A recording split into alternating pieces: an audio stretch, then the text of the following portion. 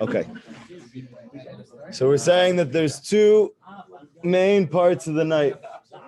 The first part of the night is the time you're supposed to go to sleep. What's the reason? Because that corresponds to questions that can't be answered presently until Mashiach comes. And in that time, Rabbi Nachman stresses in many different places that this is not a time to try and find answers and to investigate. It's a time to release your limited mind, your limited understanding, and to kick into what's called Emunah Shlema. And that's corresponding to going to sleep, because when you go to sleep, your mind goes into galut, so to speak, to exile. You throw it off. And the second part of the night corresponds to questions that can be answered, that you just don't have the answer to yet. And at that time, Rabbi Nachman stresses, also in many different places, that you should do something called tikkun chatzot.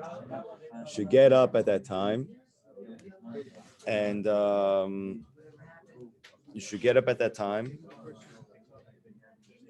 you should go learn Torah. Why?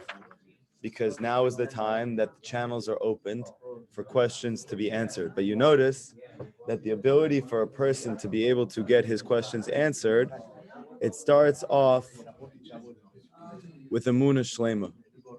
That the first step to receiving answers to questions that you're struggling with, that all begins with nullifying your mind. We know in the first tour of Likutey Halachot, Rabbi Nachman stresses that the key for every Jew to live a good life is to be able to experience the Chokhmah of Hashem. In Kabbalah, Chokhmah represents the beginning of the revelation of the light of godliness. And it's our job to look for that.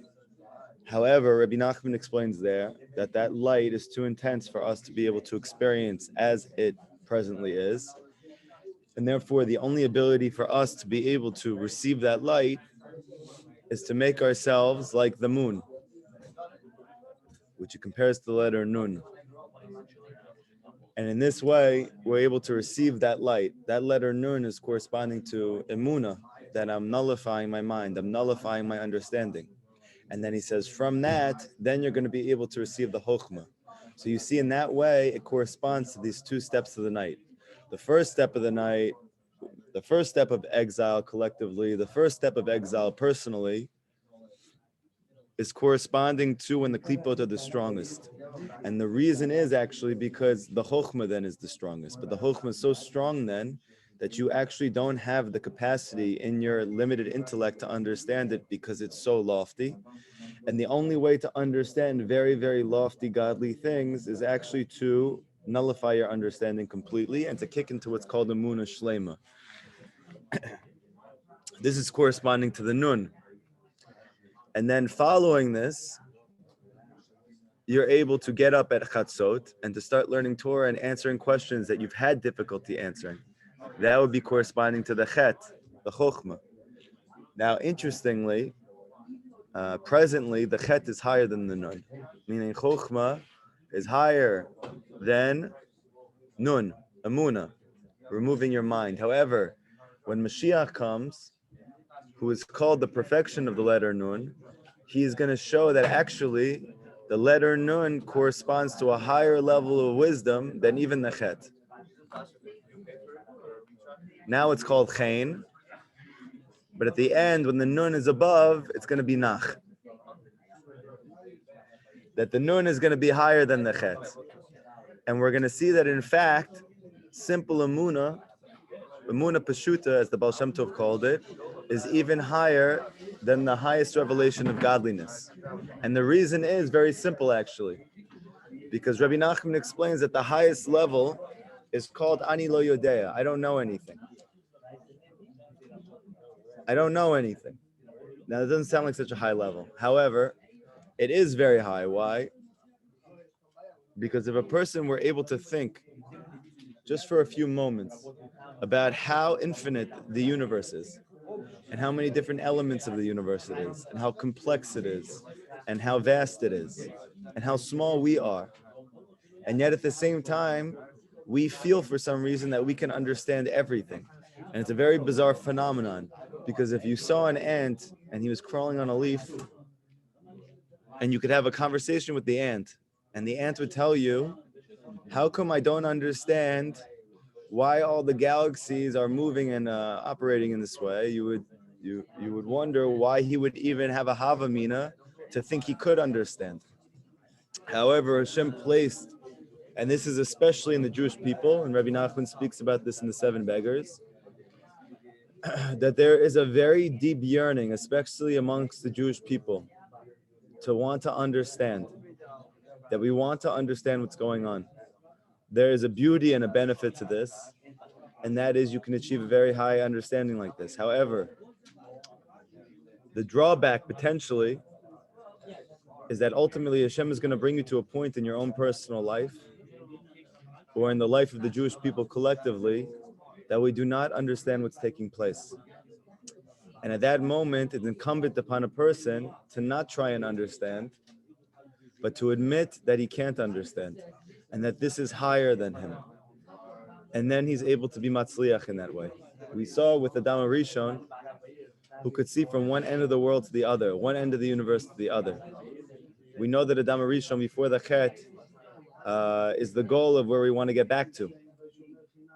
We want to get back to that place that we have full God consciousness. However, that full God consciousness was placed in a situation where Hashem asked him to nullify it by asking him to perform a mitzvah which didn't make any sense to him. And he failed. Why did he fail? Because at that moment he tried to understand. So he made a mistake. And we see that the same thing happened to all the greatest people in history. Moshe Rabbeinu, he struck the rock because he didn't understand, but he tried to. So he struck, even though Hashem told him not to. We see that Shlomo Melech was the wisest man who ever lived. And at the end of the day, he was so wise that he thought of a way, according to the Arizal, that he could create the Geula, that he would marry all of the wives of all of the other nations, and by converting them, which according to the deeper wisdom of Kabbalah meant he wanted to uplift the sparks of godliness which was hidden in all those places in which it was concealed, and he would be able to do that by marrying all of these wives and uplifting them. Then he would affect the Geula. However, there was one issue. That was that Hashem told us that we can't marry more than a certain amount of wives at that point. And he outsmarted himself. And this is why David HaMelech is the full rectification for Adam HaRishon. Because even though Adam was the smartest and the wisest and could see from one end of the world to the other, and his Shlomo Melech obviously in some ways was wiser than his father David, in the end David had a greater wisdom than all of them, which is that when he didn't understand, he kicked into Emunah Peshuta, because he realized that the greatest wisdom of all is to realize that you don't know anything and that Hashem knows more. But that takes something that everybody else didn't have to the level that David had, and that was humility. Because to be able to admit that you don't understand, you would have to completely nullify your ego. And that is the letter Nun. The letter Nun is corresponding to the moon, and the letter Chet is corresponding to the sun. We know that in the beginning of time, the moon and the sun were created the same size, meaning that the light of David was equal to the light of Moshe. However, and this was the time of Adam, that he, so to speak, was the moon, he blemished it. Why? Because they said that the moon has to be there can't be two kings. One of them has to be higher. Where did that come from? Ego. So you see the first issue in history, even before creation, so to speak, came with the assertion of self.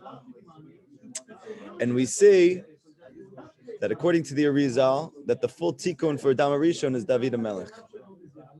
This is hinted to in the name Adam itself, because the name David is hinted to in the middle of the Dalet. And also the Mem, which is Mashiach, and we know Mashiach is Mashiach ben David. So again, you see that the full tikkun for Adam is David. So this is not to say that David wasn't brilliant. This is not to say that David wasn't as smart as these other great tzaddikim. It's just that he was the only one who was humble enough to understand that he did not know as much as God, and that he couldn't. And as a result of that, he is going to not only fix the nun, but he's going to show that the nun is even higher than the chet. That the Emunah Shlema is an even higher level of consciousness than Chokhmah. That's the Keter, what they call Keter Malchuta. We know according to Kabbalah that the first 2 days of Rosh Hashanah, right? You go from Rosh Hashanah to Yom Kippur, there's 10 days. So Rav Yitzchak Ginsburg explains that the first day of Rosh Hashanah corresponds to the Keter of Malchut, and it goes all the way until Malchut of Malchut, which is Yom Kippur. So these are the 10 days because it's the 10 days of Malchut, right?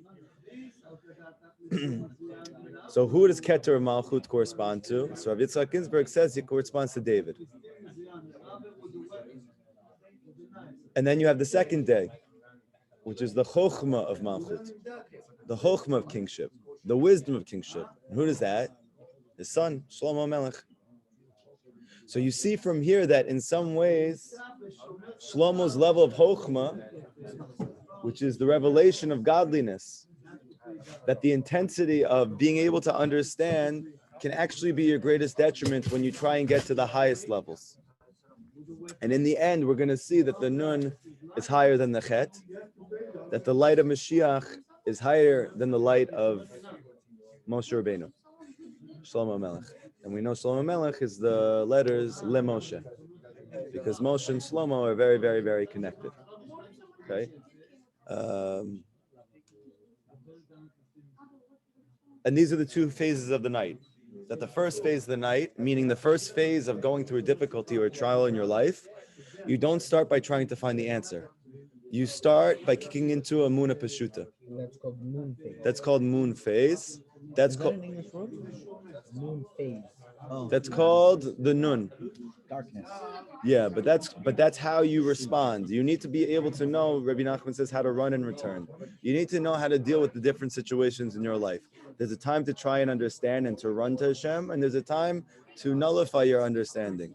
Because it sounds a little silly that in the darkness you're trying to understand what's happening. So why do you anyway? Ego. Oh. Because it's ego, and because we don't actually feel that it's nighttime. Because our bodies are so connected to this physical world, so we don't actually realize it's nighttime. Because if you realized it was nighttime, you would know that's time to go to sleep. Right, but because Western civilization makes the nighttime Daytime. Daytime, we don't really know when it's nighttime because it's always like daytime for us. Very good. Yeah, exactly. That's what we spoke about yesterday. So now your ability to go ahead and answer to your problem, though, ultimately you want to answer.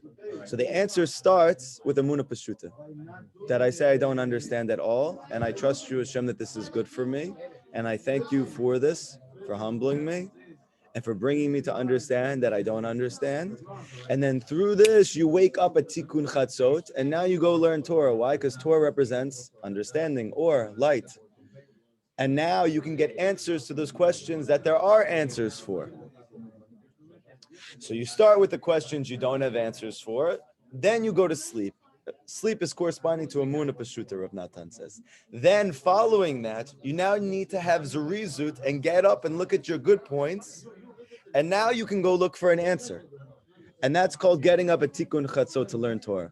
And that's why it's specifically at Chatzot that you have the greatest koach to get answers to your questions that you could get answers to, because it's coming off the heels of your Emunah Pashut in the time of darkness. And by the way, this is the reason why it says in the Midrash, when did Hashem come into Mitzrayim to bring the final plague to the Mitzrayim? Do you guys know what time it was? What time at night? It was sunset. Chatzot. Chatzot. Chatzot. Why did he come at Chatzot? Oh, no, because the Chatzot is the beginning of the mitigation of judgments. Why does he get the beginning of the mitigation of judgments at Chatzot? because during the nighttime when the klipot were out, you went to sleep.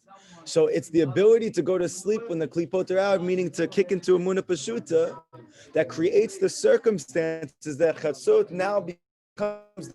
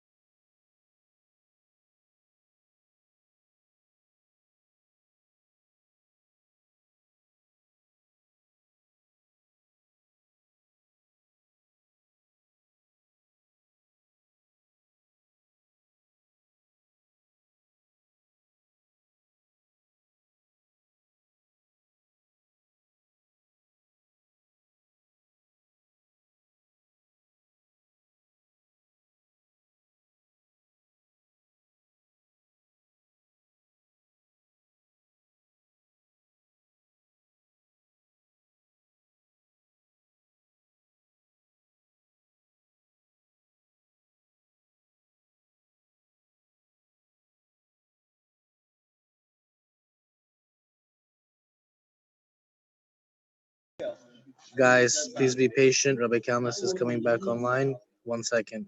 Everybody stay on. Thank you. I need you to help me with the hotspot for a little bit.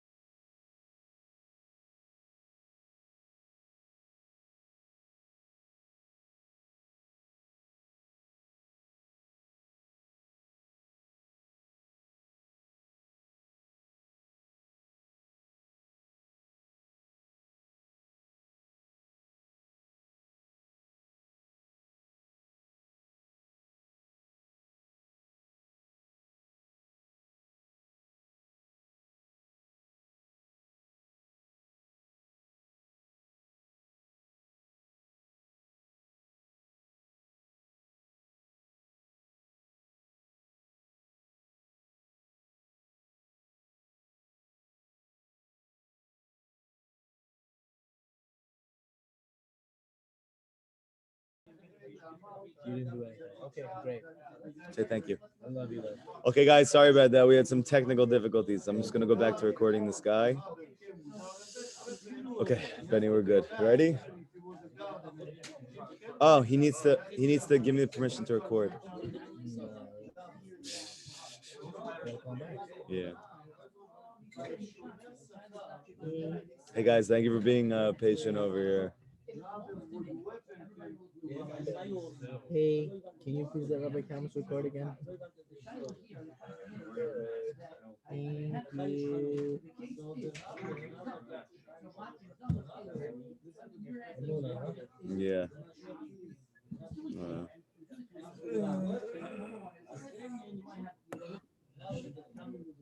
Must be a powerful class.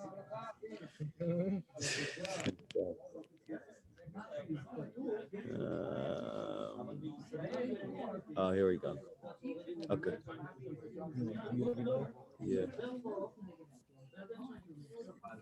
Oh wait. Hello, fearless leader. Hello. You mind making me the host or muting everybody and recording? Uh-huh. 1 second. Thank you. I'm confused. Rabbi Kalmus is Yeah. He's, Which one are you, Rabbi? Which one? Oh, I see. I see. okay. Okay. Thank you. Pleasure. Okay. So like this. So now we're saying like this. So the way to open up the pathways of da'at, of understanding and knowing why what's happening is happening, it requires first emunah. And we're saying now, that's why you need to be busy learning Torah at the time of Chatzot. Because now the pathways of da'as are open for you. In order that you should merit to the complete da'at, knowledge that everything is from Hashem, which is keneged the Or Hayom, the light of the day. In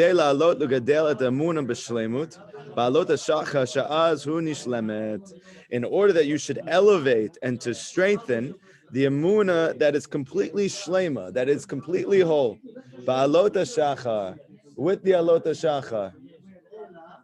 Sha'az hi nishlemet, b'chinat nafka b'tzafra. Like it says that the morning goes out, the morning light goes out. What's the morning light going out? This is keneged geula. We know that this world in general,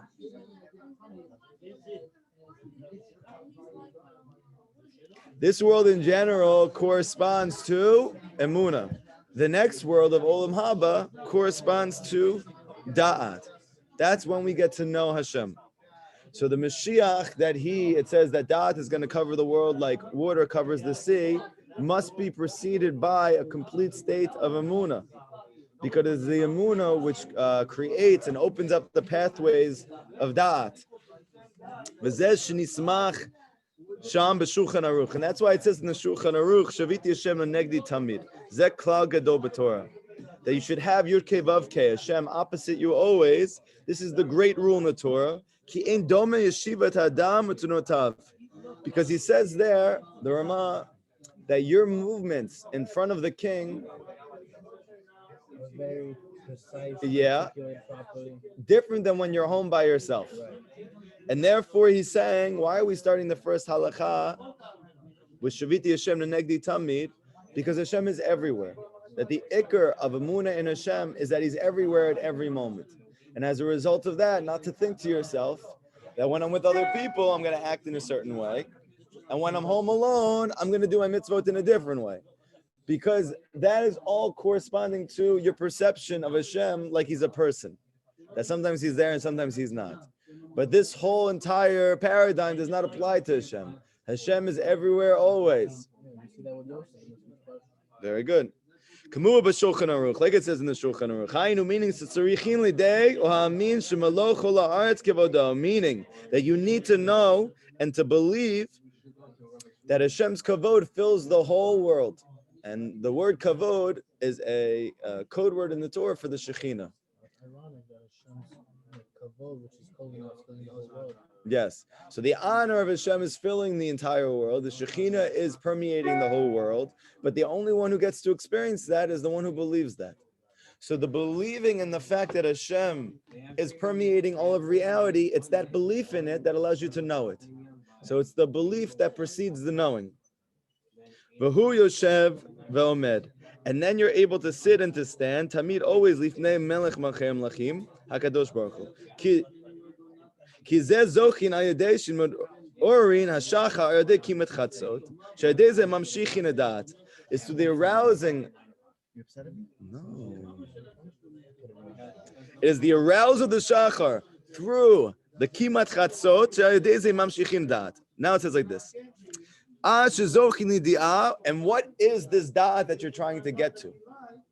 To know that Hashem is everywhere, always. Like it's brought in the Torah. And that's why it says in the Shulchan Aruch, Shaviti Hashem negdi tamid. That this is the klal gadol, that when you wake up in the morning, you should know Hashem is opposite you always. Dainu, meaning, what is the having Hashem opposite you always? Practically, it means knowing that Hashem is everywhere. With Arut Hashacha. You still need to tap into the emunah to understand that? So the emunah came from going to sleep. That's the going to sleep when the klipot are out, meaning kicking into emunah. That's what allows you to Shaviti Hashem Nagdi Tami, to know that Hashem is opposite you always. So this is what we're saying. Ki ha b'ha talya, because one's dependent on the other. Ki zochin l'diya shlema, because you merit to this complete da'at, belev shalem, with a complete heart, and we know that the Torah, the tikkun of man, comes not when he knows Hashem in his mind, but when he knows Hashem in his heart. And we see that for religious Jews, that this is the greatest source of suffering, is the fact that many times the knowledge that Hashem is everywhere is in the mind, but it's not in the heart. And really, it's the teachings of Chassidus that in the most powerful way create the pathways that allow you to take the knowledge that's in your mind and to bring it down to your heart. And the reason is because it requires emunah shlema. I said yesterday that a person came up to the Baal Shem Tov. He said something over to a lot of people. Everybody was inspired, as was usually the case whenever he spoke. And then he had a couple people who came to antagonize, as was also usually the case. And they said, I don't understand. We've had the Torah for 1,700 years until you came. And it was a good Torah. The Torah itself says it's a good heritage. Why do we need you to come along and say that there's a brand new revelation of Torah? There's a whole new thing going on, and we all got to get on board for the Mashiach to come. The Torah is already good. It's already perfect. He said, you're right. I'm not adding anything new. And then he said, but you know what? Maybe there is one thing that I'm adding. I'd say the one chiddush that I'm bringing, since you ask, is called Emunah Peshuta. That Emunah Peshuta is the highest maila. Not to know, but to believe. And the believing itself is what allows you to come to know. And we could see this in the case of David and Shlomo. Why? Because David represents Emunah Peshuta, the Keter. And Shlomo represents knowing, because he's the wisest man who ever lived. And Shlomo, well, first comes David. David gives birth to Emunah Peshuta, gives birth to Chokhmah. Emunah Peshuta gives birth to wisdom, God consciousness.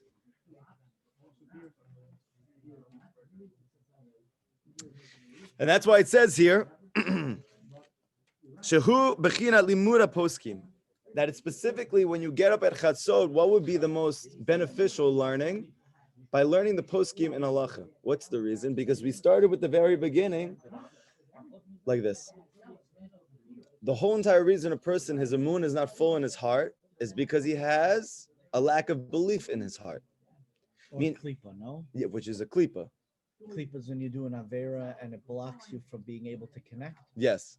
So therefore, what could happen is you could know that Hashem exists in your mind, but you don't experience that in your heart. Why?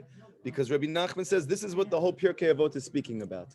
That you need to know it to enter the apicorsis. This is not your neighbor who is telling you that they don't believe in God. Rabbi Nachman says it's talking about yourself. That you need to know what to answer the part of you that doesn't believe completely in Hashem. Because you are not able to have what's called rectified tefillah, to be able to pray in a way of hitlavhut, of fire, of focus, until you actually remove your sveikot from your heart. Because like we said before, what is the whole reason a person does not have intensity or concentration when he prays? There's only one reason, because he doesn't really believe Hashem either listens, or he doesn't believe Hashem cares, one of something. But it can't be that you believe 100% that Hashem is listening to you, to every word that you say. He cares deeply, and not pray with the utmost fire and intensity. That never happens. So the more that you would believe that Hashem is like that, the more intensity and concentration you would have. So therefore, it's incumbent upon you to be able to nullify the part of you that doesn't believe, so you can pray like that, because Rabbi Nachman says the ability to pray like that is geula.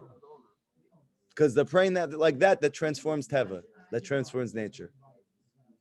How do you do that? He says you need to engage in holy machloket versus the machloket that's in your heart that's coming from the quote of making you not believe completely that Hashem is everywhere and listening and caring and loving you. So you need to engage in holy machloket. That is the machloket of the Tanaim.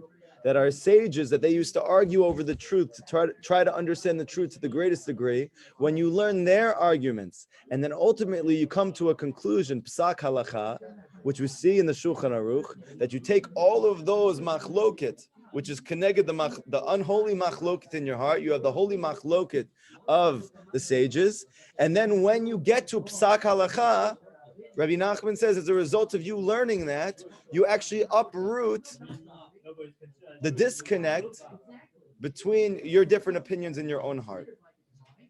So this is based on a very deep Kabbalistic secret. Simply put, Lamaisa, by learning halacha at chatzot, meaning by going to sleep at nighttime when there is the klipot, meaning to kick into a Emunah Shlema, and then to wake up at chatzot early in the day when the pathways of da'at, of knowledge of Hashem are now open to you, meaning the ability to get answers to your questions, the questions which are plaguing your own heart. That comes by learning halacha at chatzot. What's an example of learning halacha? Get up in the morning, open up what's called the Shulchan Aruch, start with the first halakha in the Shulchan Aruch, read what it says, and that is the example. Can Yalkut Yosef be an example as well? What's that? Yalkut Yosef? For sure, Yalkut Yosef. For sure, Yalkut Yosef. In some ways, Yalkut Yosef is even more advantageous for a person who's Sephardic. It's even better. Why?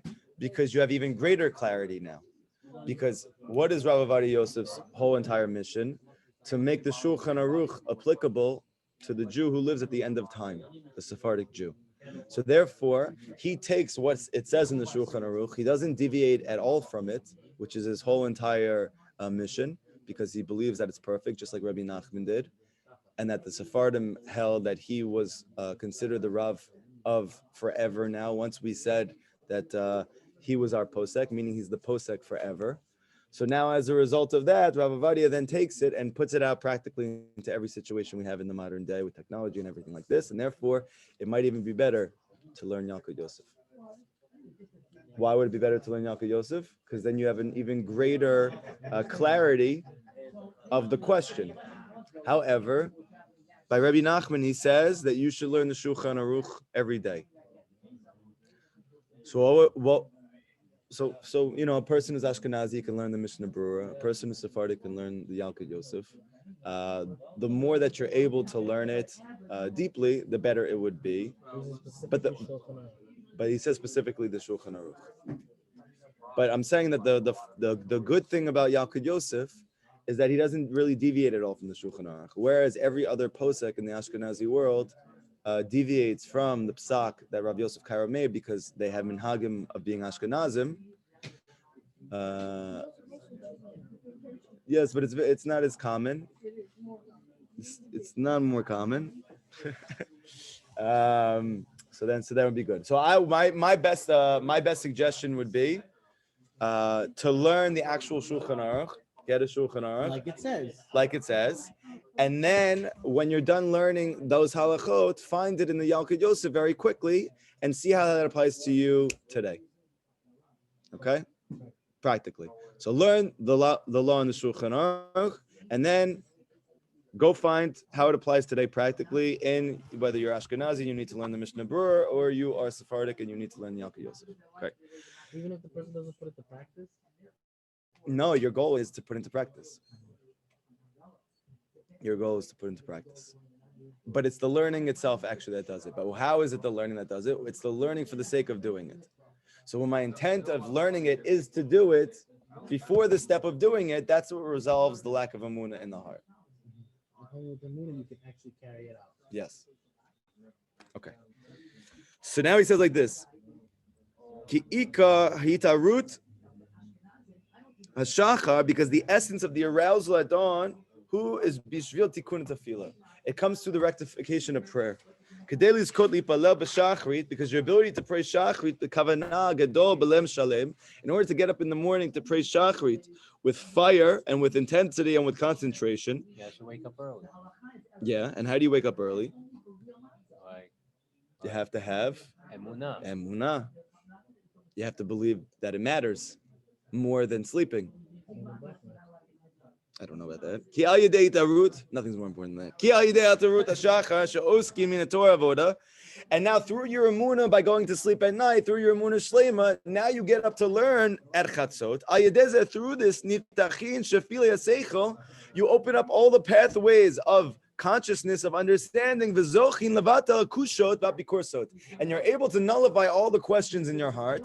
And by nullifying all the questions in your heart and then proceeding to pray shachrit, now you're going to be able to pray with fire, because what's the whole reason that you're having trouble praying shachrit?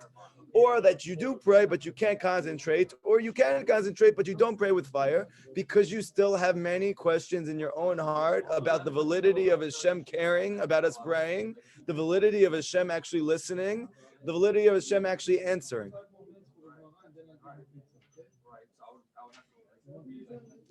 And then you're able to merit to complete da'at, that you realize that Hashem's kavod, the revelation of His Shekhinah, is present in all the world.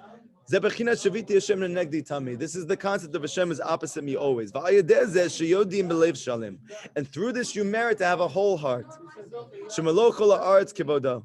To know that He fills the whole world in your heart. And when it fills your heart, then you're able to merit to pray with great intention and kavanah.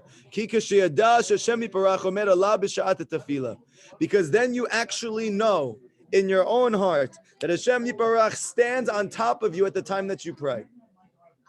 You hear that? He's standing on you when you're praying. And Rav Natan said that he hears and he's listening and he's attentive and he is responding to every single word that leaves out of your mouth. Azai bavadai. Then when you get to that level of knowledge that Hashem is standing on top of you because you've eliminated the sveikot in your heart, you're praying with that intensity, and you realize that Hashem is right on top of you, listening to you and wants to answer to you and is caring about you and is stopping everything at the moment in order to hear you, because there's nothing that He loves more than to hear His child speaking to Him and praying to Him. Then He's going to attain a fiery heart. But tefilato, in his tefillah, v'daktik ma'od lechaven devarav.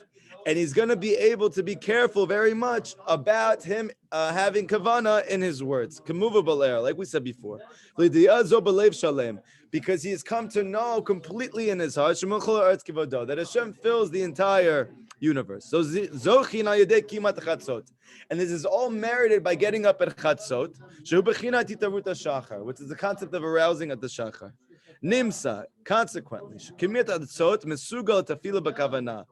getting up at chatzot is a segula. It is a mechanism for allowing you to pray shachrit with kavanah, which this whole paradigm of getting up at chatzot and learning Torah in order that you should be able to pray with kavanah at shachrit is really a paradigm of kicking into a Emunah Shlema when you have a difficulty or challenge in your life, not trying to understand initially, but to accept and to acknowledge verbally to Hashem, I believe in you, I love you, I trust you, you know more than me. By doing that, that's called nighttime sleep. Then after that, Hashem will give you an opportunity to go learn Torah at Chatzot, at Tikkun Chatzot, meaning that the pathways of understanding will be open to you now. Because you have accepted that you don't understand, you've created a greater ability to understand, which is paradoxical. And then once you do that, now you can go pray with a full heart. Why? Because now your sveikot are going to be disintegrated. Move on b'kavanat Arizal. And this is all understood if you look at the kavanat of the Arizal, that all of the things that Rabbi Nachman is teaching us is bringing down in a very simple, practical way that we can all understand the very, very deep, mystical, Kabbalistic kavanot of the Arizal. That the getting up at chatzot is the tikkun, is the rectification and the preparation for tefillah. And we have to understand that tefillah is keneged geula. Right? Because what does Rabbi Nachman teach that tefillah is? Tefillah is nisim, it's miracles. It's the concept of the land of Israel. It's the concept of chidush ha'olam. That through tefillah you can actually renew and recreate and to change and alter nature. But your ability to change and alter nature with your prayer is dependent on you praying with intensity and concentration. Your ability to pray with intensity and concentration is dependent on you knowing that Hashem is actually listening and cares about what you're saying. Your ability to do that is depending on you getting up early in the morning at Chatzot and learning Torah, specifically poskim, because by learning the poskim, you get a conclusion on a suffix, on a doubt that is holy, and that removes your unholy doubts which are plaguing your own heart. And your ability to do that is dependent on you going to sleep before Tikkun Chatzot, meaning that at the time when the klipot are strongest, when the difficulties and trials and tribulation are at its most intense, you stop trying to understand what's happening to you. You accept that you don't control your own life. You accept that Hashem does, and you acknowledge and you show a sense of acceptance that Hashem is doing this for your good, and ask Him, Hashem, please help me to understand ultimately why it is. Does everybody understand what we said in this lesson? Is there anything not clear about that? Have any questions? Go ahead. About what, Rav David, about what we. He's about to ask a question. So, Kick into Amuna. when you have, what could a person do when they have a klipa that doesn't allow them to connect to Amuna and puts them into a state of teva and darkness? How do you reverse the klipa? Because we all fail and we all slip, and we all know those feelings of being down and not being able to get back on track. 100%. What reverses it? Okay. What could we do? So one thing that you can do is called hibodedut. Why is hibodedut a mechanism that as soon as you, so to speak, fall back into the world of teva, of nature, that you lose consciousness, conscientiousness, that Hashem is controlling your life and that He is going to be the cause of all your successes or the cause of your lack of success? The way is, like we're saying, go to sleep. What's the concept of a sleep? Amuna Pashuta. What's the greatest act of Amuna Pashuta? To go talk to Hashem. That in the middle of the day, when, so to speak, you should be trying to figure out what's going on in life, meaning being in the world of Teva, I'm out talking to Hashem and acknowledging that I don't understand what's going on and asking for help. So the quick way to get back into it is to go talk to Hashem. Take those feelings that are bottled up, the frustration, both at your situation and at yourself for falling back into this place, and go scream.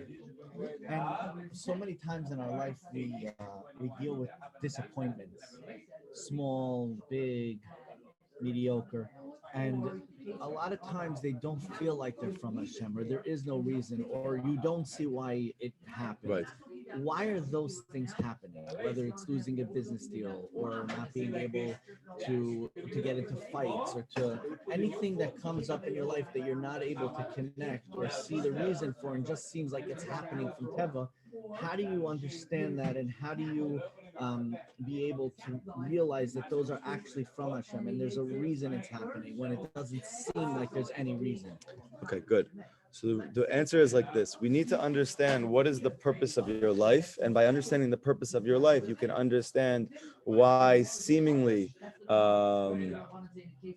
negative circumstances are actually for your good. Before understanding the purpose of your life, there is no way to understand how losing out on a business deal that would on paper be good for you in every single way could actually be good for you in any way.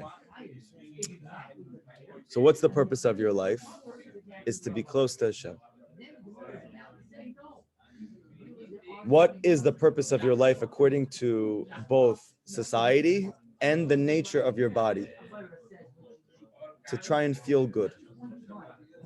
That when I feel good, it is good. And the Torah teaches you were created to attain real good, which is closeness to Hashem. So when it's to feel good, so then a business deal falling through does not feel good. And then it's just bad. But if I could go talk to Hashem now and remind myself that the purpose of my life is to be close to you, then you can realize that the failing of the business deal is what brought you back to speaking to Him. And then you see why it's good. Because the whole purpose of your life is not for your business deal to go through. The purpose of your life is that you should be close to Hashem. That is the business deal going through. Is that a Jew's purpose in life? 100%. Is only to be close to If you Hashem. had to say it in one sentence, is to be close to Hashem. 100%. And if a Jew tries to avoid that purpose of his own life and to enter into the world of Teva, that his purpose of his life becomes the purpose of life of that who are not Jewish. If Hashem loves you and cares about you, He will make those things around you fail because it's the only thing which will bring you back to your purpose in your life. Because as we understand, a kind father is not one who allows his son to do everything. A kind father is one who allows his son to achieve his purpose in his life. That's Which means he can go through any derech as long as the end result is that he ultimately comes back to Hashem in the highest majority. Whatever To his capability of his soul, that Hashem wants you to be able to achieve the ultimate good. But when you speak to people, it's like, yeah, but if I did the deal, show me how it couldn't be good.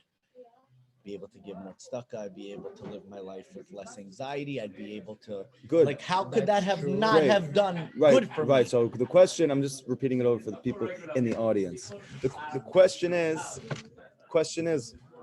why is tzedakah? I mean, I would be able to lemaisa at the end of the day. I would be able to give a lot more tzedakah if my business deal went through. So this is an answer which Chassidus gets into a lot of trouble with in the non-Chassidic world, right and that is world. that the ikar of mitzvahs is to be close to Hashem.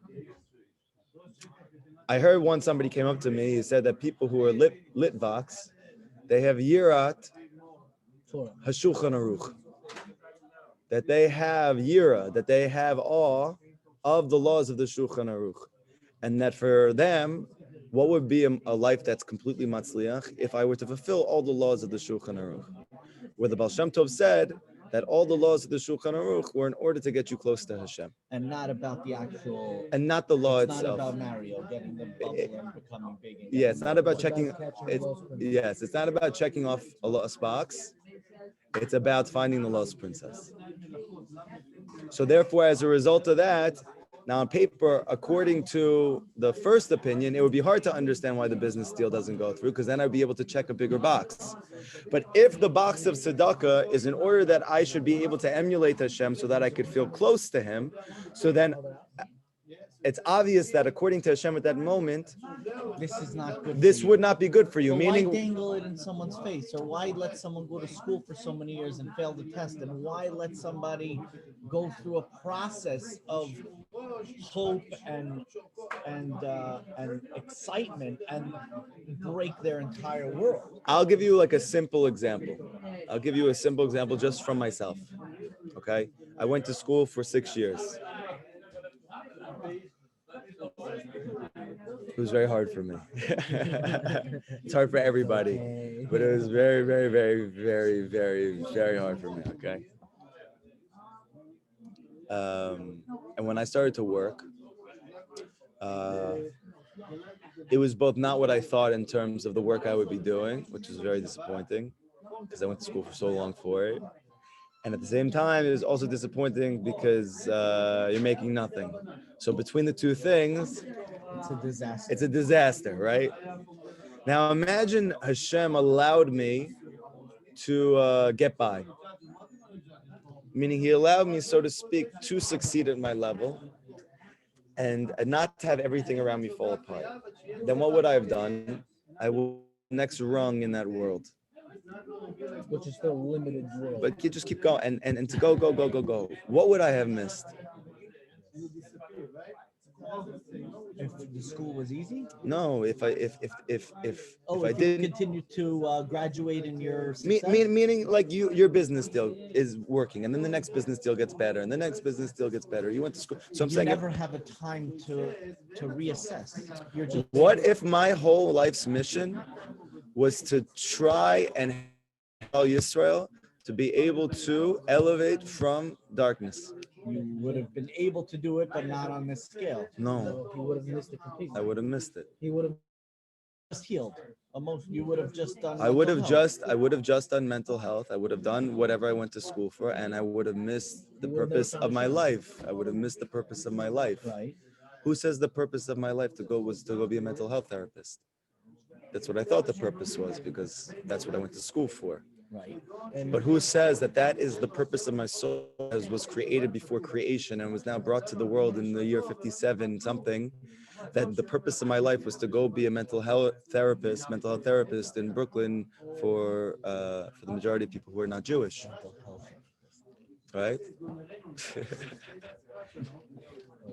Now, what ended up happening, because the whole thing, I actually got all of those skills from mental health therapy, working with those people who did suffer the most, and bring it to my brothers and sisters in the Jewish world who are suffering to some degree like that. And I myself have suffered like that. So now, if at the time that I was doing it, I still need it. Yeah, thank you. I would have missed the purpose of my life, and then it would have been cruel.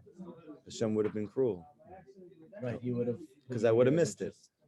So, Ellie, do you know what the purpose of your life is? To get close to Hashem. But do you know what your specific individual tafkid is in your life? Not at all. Okay.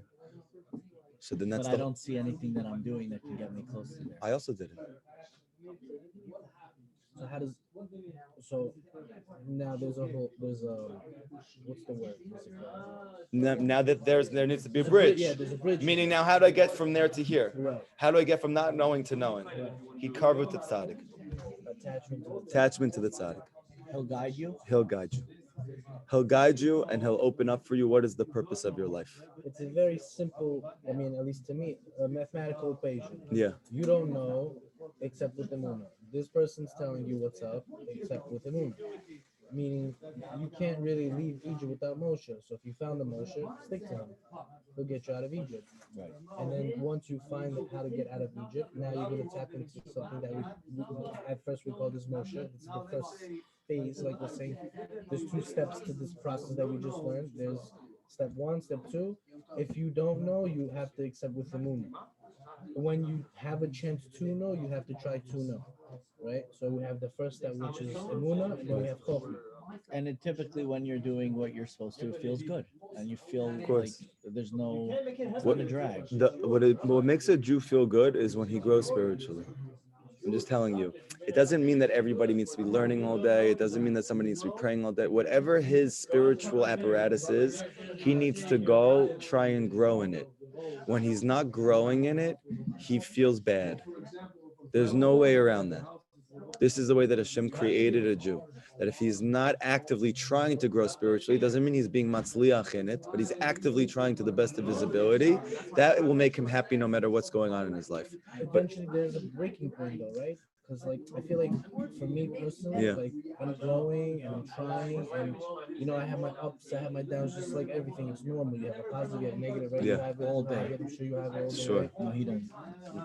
I'm sure he has it also. Yeah. If you're alive in this world, you have it. Yeah. It's just a function of this world. You must have it. Otherwise, you wouldn't be here. You would be finished. Meaning, like, you'd be on to the next level, wherever it is. Yeah. I feel like eventually, though, there has to be a certain breaking point where no matter what happens, you already know, like, okay, I tasted the fruit, I see the fruit, I know what it is. And I feel that's exactly what really sleeping and waking up is, because the moment you taste it, you're more, it's easier for you to fall asleep now. Because I feel like, me personally, sometimes it's hard to sleep because you're just not knowing what's after the sleep. Right. You just slept at the sleep. Right. And you might not ever wake up. But if you tasted waking up before, then you have what to look forward to when you sleep. You can now go to sleep calmly, normally, without anxious feelings, without, how am I going to make parnasa the next day? Or what's going to be with my kids? What if I'm never going to get married? You don't have those questions anymore because you've tasted it. Right. And I feel the only way you can actually taste that is when you pray for it. I don't really think you can. There's maybe 1 out of 1,000,000 souls can feel it by just learning. I don't know if I have the toughness to just sit and learn all day and I'll be hunky-dory about it. I don't know. Would you be able to sit and learn all day and just feel good? No, you have to connect. You have to be able to. Everyone has everyone has their own tafkid in this world. The Jewish people, according to Chassidus, according to Kabbalah, we are like Adam. We are one man. What does it mean we're one man? It doesn't just mean like metaphorically. It means our souls are created in the surah, in the form of man. That some people are part of the head of man, some people are part of the eyes of man, some people are part of the ears of man, some people are part of the nose of man. And right, but we're okay. But I'm saying that the hand is not going to feel good unless he's doing handiwork. Yes, and the foot is not going to feel good unless he's doing footsie, you know what I mean? So yeah, footwork, leg work. So everyone needs to, and he does this by having hikashrut with the tzaddik, by having hikashrut with the real tzaddik, and he does all the things that he says to do to the best of his ability. For sure, Hippolytus is including that. It will become apparent to him as time goes on what is the thing that he is good at, what is the thing that he can offer spiritually to that process, and what are the things that, let's say, are not. You know, it's a chiddush nefli. You just bugged me out that 80% of the growth on a person itself comes from the legs. Isn't that ironic?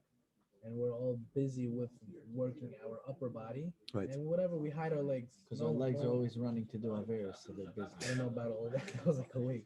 Legs are, by the way, it's also much harder to work out your legs than it is your arms. Oh, really? It Yeah, is? there's people hate But doing all legs. the growth is in No, the but legs. that's another. By the way, all the endorphins, just as like a side point, that you have the greatest endorphin release when you work out your legs. I didn't know that. Yeah, it's specifically in your thighs.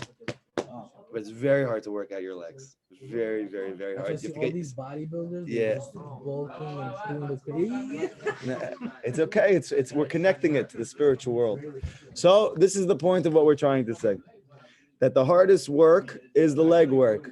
Leg work is always keneged emuna work. 100%. That's the hardest work. Okay?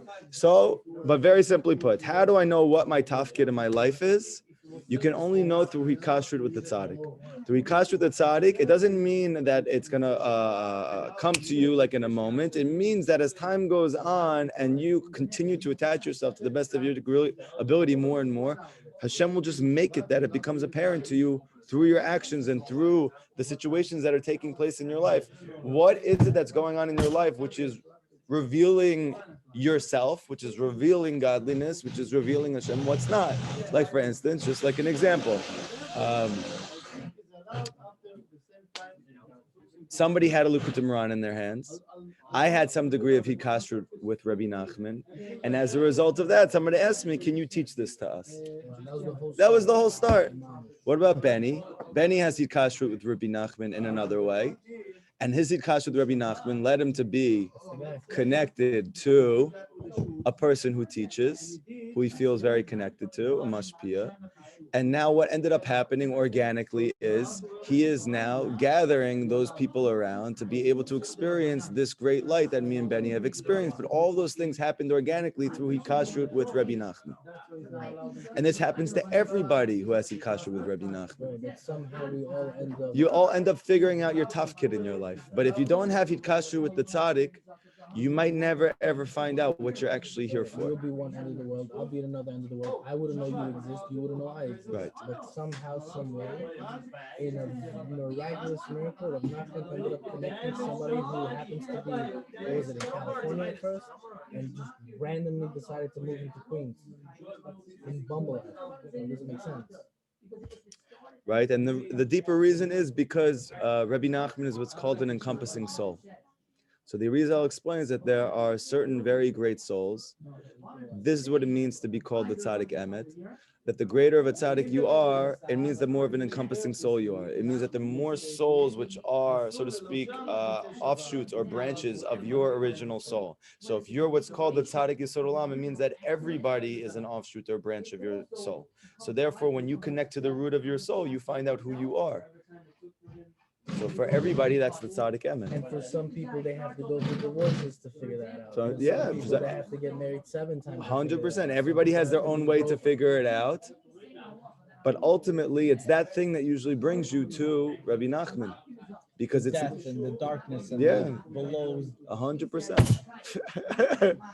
Okay, everybody have an amazing night. Tonight is Likutey Moran. Please come at 9 p.m. And Bezrat Hashem, it should be an amazing lesson. We just started a brand new lesson. Oh, really? Yes. So you should come on time or a little bit before on time. Get ready to sit and learn for an hour to learn very, very, very important things for all of us. And the women can watch online. It's also good for you. Everybody have a great day.